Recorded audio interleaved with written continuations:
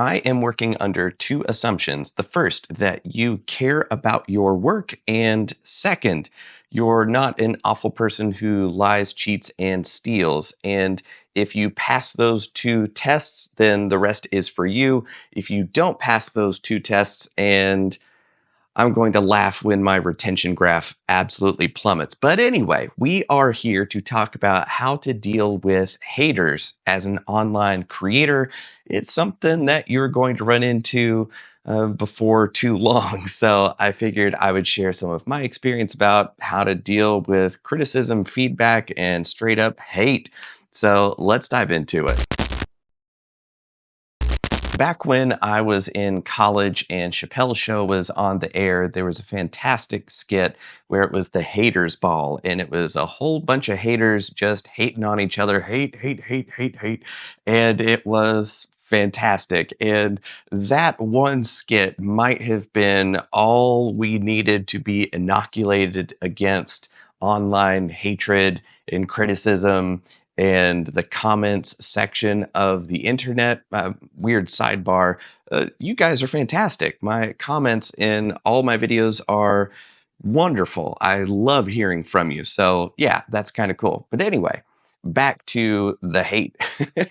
So that whole skit was nothing but people ragging on each other, and the actors and comedians in the skit, you could tell, were having a great time ragging on each other and coming up with hilarious stuff. And that will factor in later, because we're going to cover a whole bunch of different ways to approach and deal with the kind of feedback, positive and negative, super negative, that you get online. And I want to save the kind of the worst one to the end, because we want all the context that we can have for that one. So stick around, and it'll be worth your time. So the first detail that I would like to share is just don't engage. Like, there are so many people who are wasting their time trying to drag you down. And if they're trying to drag you down, they've already told you you're above them. So if you engage, it's like putting fuel in the fire, and it just gets bigger and bigger until it can just burn your whole life down. So simply ignore it. Don't engage with it. And if you have to engage, you're going to try it for a while and realize, oh, I shouldn't do that. But if you have to engage, be relentlessly positive. Kill them with kindness. Smother them in their sleep with patience and understanding. Hold them underwater with the attention and just warmth and energy that they didn't get as a child. So just be relentlessly positive and ask questions about, I'm looking forward to your next piece of work, and can you point me in the direction of your portfolio? And most of the time, the folks who are the most critical and the loudest have nothing to show. They're not creators. They don't make stuff, because the instant you start making something, you understand how little feedback you get, positive or negative, and how hard it is to put yourself out there. So you're not going to spend your time hating on people, because you realize we're all in this together and creators are doing some really tough stuff. So, okay, I'm going to dial it back. So if there's somebody that has dialed it up to 11, you could almost guarantee that they haven't created much of anything to show for it. Now, this second detail is really important, which is haters are a vocal minority. It's a very small percentage of your audience that's going to hate on you. So it can be easy to think of them as a larger percentage of your audience, because they're the ones who are the most vocal, who are the most active, who are the most vitriolic, in just, it's lots and lots of stuff. So it's easy to lose sight that a vast majority of people like what you're doing, but for some weird reason, we're not as vocal about what we like as what we don't like. So for every one negative thing you're getting, there's got to be five folks who thought, oh, that was great, but never left a comment below the video. So that's why it can be really difficult to gauge your audience, because most of what you're going to get is negative. So it gives you the perception that most of what you deserve is negative, and then you can spiral out. Now, I saw this a lot in my live shows where I'm doing my mind reading show for colleges and corporate work and large audiences all over the world. And there would be somebody in the audience on their phone, bored out of their mind, or somebody sitting there just mean mugging me through the whole thing, be like, oh, you think you're right? Whatever I imagined they had going through their head, it was just really easy to picture it because they're just sitting there, just not having a good time. Well, there are 999 other people in this room having a great time.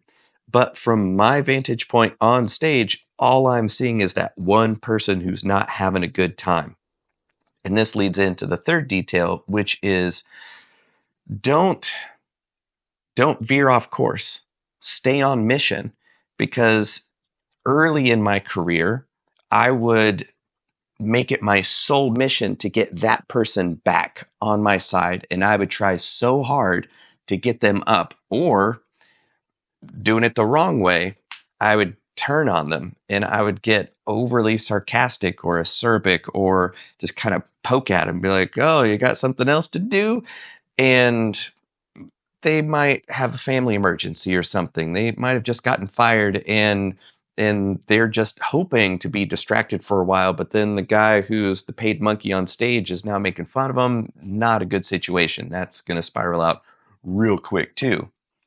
Additionally, even if that person deserved every bit of hazing you could possibly give them, it's still not going to be fun for everybody else. And if they think that's fun, then that's not a good audience that you want to have. So if your audience is going to hoot, holler, and support you lambasting somebody, that's not cool. That's not the kind of person I want to be, and that's not the kind of people that I know who are the most successful. They don't think that way.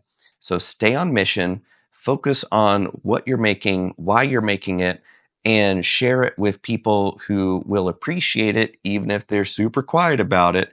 But still, share it with those folks instead of spending your time and energy trying to convince people who have already made up their mind to love you. That's never going to happen. That's never going to happen. So don't even waste time on it. Number 4, use moderation tools. Block early, block often, block for any reason you could possibly think of.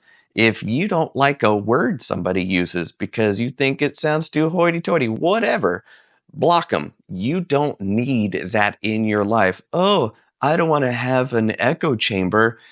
So you're just going to let everything in, no boundaries?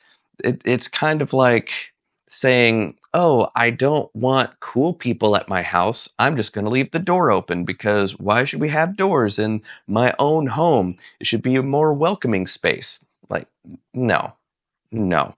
Just because you're online doesn't mean that you have to accept everybody's bad behavior. And some people's kids don't know how to behave, and it's not your job to teach them better manners. So if somebody's out of line, just block them. You don't have to make an announcement about it. You don't have to make an example out of them. But you can reinforce your boundaries and not allow that kind of stuff in your garden. Plus, it helps protect your followers from having to see all that kind of stuff in your comments as well. So it's like pruning the bad branches of the tree. And it's not just for you, it's also for your audience, it's also for your friends, your family, your kids if you've got them. You want to think about how letting all of that into your life, professional and personal, can affect not just you, but everybody else around you. So if you are hell-bent on this fake rule that we all have to listen to each other all the time, I give you permission to let go of that belief, block the haters, and move on with your life. Fifth idea is to batch process. Now, we are terminally online. We spend a lot of time online looking at screens and being in the comment section and engaging and talking back and forth. And it can be a relentless, nonstop torrent of hateful negativity, which can wear down even the most resilient person. And even if you are the world's most resilient person, why put yourself through that anyway? You're just letting somebody else's idea of what you have to do rule your life and turn you into this person of granite. Don't worry about it. Batch process. Try to put that stuff down, focus on your work, then go, time to moderate my comments, and then go through once a day, once every 3 days, once a week, whatever tempo makes sense to you, where you can just sit down and go, all right, time for me to just exercise the demons in the comment section, go through and remove everything that needs to be removed. So that can help put some boundaries on that stuff bleeding out into your life, because you might be in line to get barbecue or something and you're on your phone and then you see something that ruins your whole day, but you're with your family and now you just let that person into your personal life and affect the time you've got with your friends and family. And that's just not cool. So have some boundaries with yourself and the way that you bring the online into the real world, and recognize that it's not just you that's involved, it's you and everybody else you're around when you let that stuff in. So be mindful of when you are there to deal with it, and be there to deal with it, not engage with it, and just ruthlessly cut it out, block, block, block, delete, delete, block from page, whatever you need to do. Okay, the sixth detail is a stupid idea, which is to make a public statement. If there is some kind of brouhaha going and there's a large group of people who are angry with you for being who you are or sharing what you believe in, the stupidest thing you can do is to make a public statement of, oh, let me clarify. Because the smart thing to do is never bend the knee, never apologize, never engage.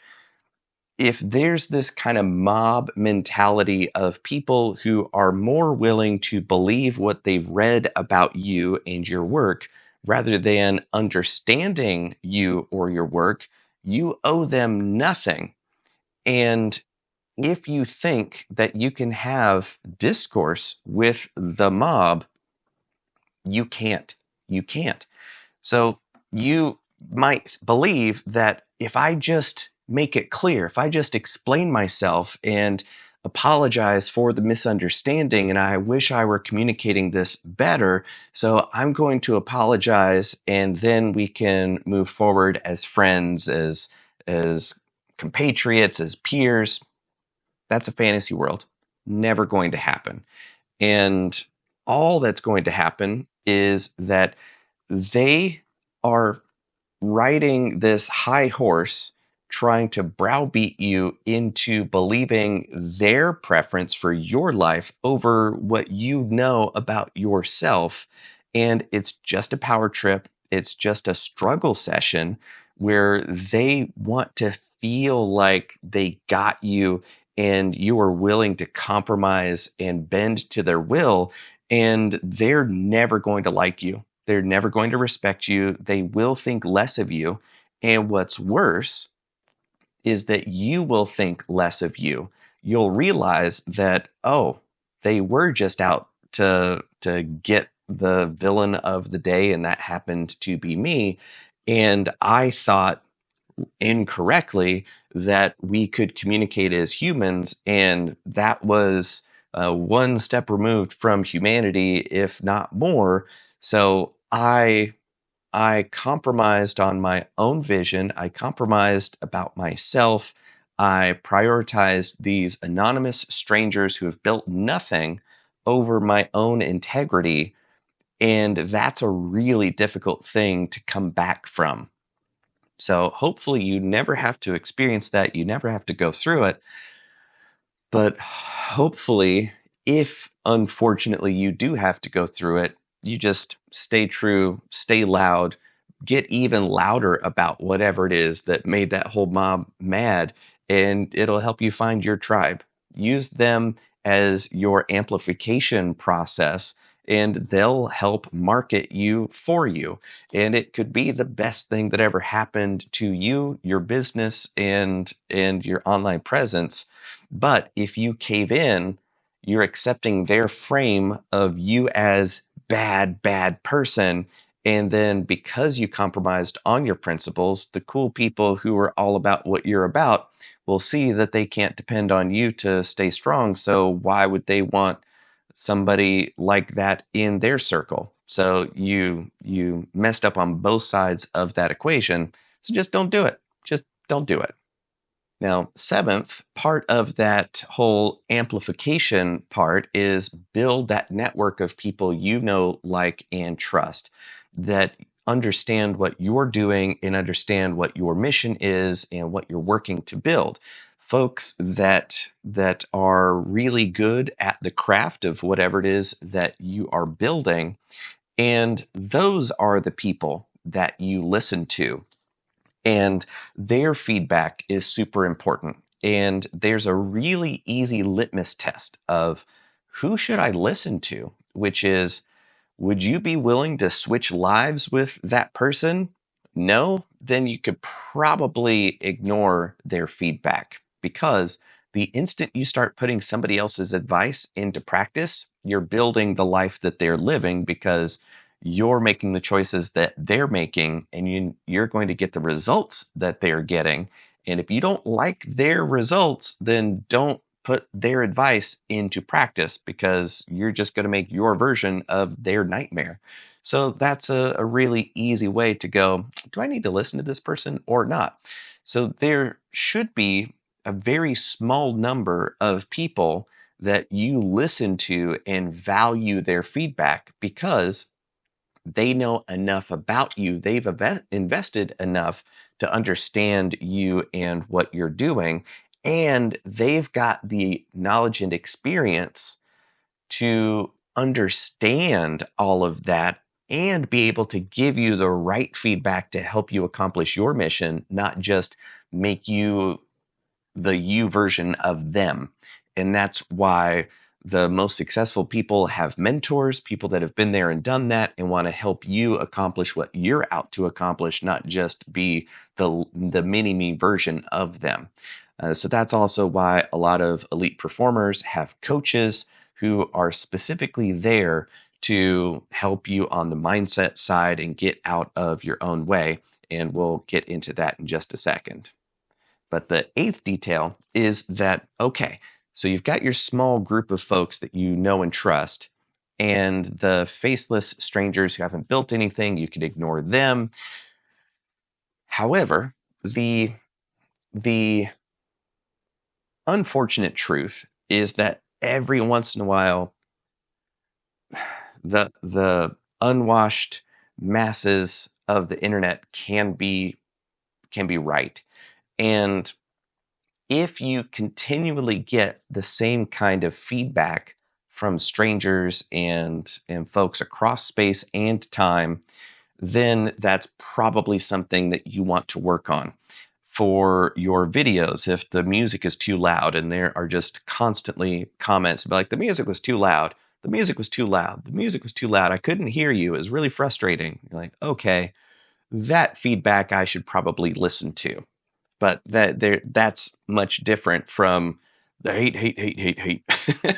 So that you can just ignore, but don't fall into the trap of thinking every piece of feedback is hate in disguise. So if you do see something over and over and over again, work on it. Like, put some time and effort into addressing it and evaluating it. It might not be something that is for you to do, that you don't want to do it because of your creative vision or whatever. But as long as you're making that decision intentionally, I'd feel much better about it than continually making that mistake and then keep making that mistake because you're saying, "Oh, all these idiots online don't know what they're talking about." And you're just like, "Oh, okay, guy, you just missed an opportunity to improve." But that is those are some of the big picture ways that I've helped deal with being an online visible figure over the years and putting my face out there. So hopefully that helps you avoid a lot of heartache and frustration as being an online creator. And that brings us to the last one, which is that the number one hater that you're going to have to deal with is yourself.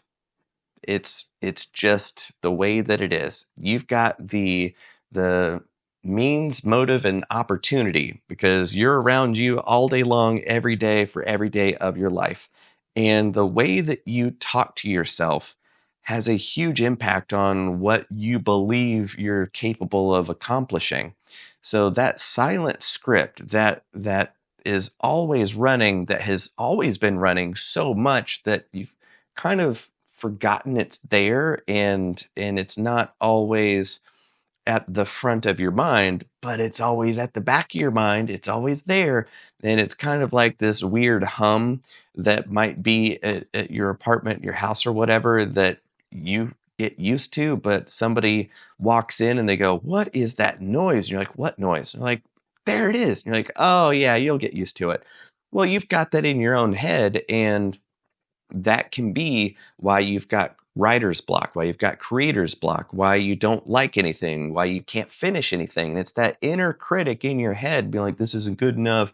You could do better. This is crap. Nobody's going to love it." You're hating on yourself. You're hating on yourself. And there is a marvelous, marvelous way to deal with that, which is to give yourself permission to be awful. So, whatever that kind of negativity show, like whatever way it shows up, write that at the top of the page. Be like, "These are Jonathan's no good, awful, nobody's going to like these ideas, and this story is crap, and nobody should ever read it." Story. Like, okay, I've now admitted everything that I'm hating on myself for. I go, "Yep, guilty as charged. Watch how awful this is." And then you go ahead and do the work. And then the inner critic can feel superior, be like, "I told you it's going to be crap." But what's weird is if you put out enough crap, it starts to get better. And putting out crap is the only way you can get better. So if you continually don't do things because you want it to be perfect, you're making sure it'll never be perfect because you don't have anything to improve. So perfectionism is really self hatred and a frustration at a lack of skills that don't match your aesthetic sensibilities. And it's a form of hatred of yourself to just not do things that will help you get better. So if you're on the fence or you're frustrated at not being able to do stuff, just go ahead and do it anyway, except that you're going to try to sabotage yourself and give yourself permission to be awful and watch how good you get. So that is my take on dealing with hatred as an online creator. If you learned something, I deeply, deeply hope you did. And I really hope that it helps you over the long term. So give the video a like if you haven't already. And if you want more kind of insight into the headspace of being a creator, then go ahead and subscribe because I want to share more of these kinds of things that get in the way of accomplishment and being the person that you want to be. And your subscription will help me know that this is more of the kind of thing that you'd like to see. And for the next video, I'm going to trust YouTube to show you the thing that's most relevant to your interests that I've done. And that should be on the screen here. So again, thank you so much for your time, attention, and as always, remember, if you can change your mind, you can change your life.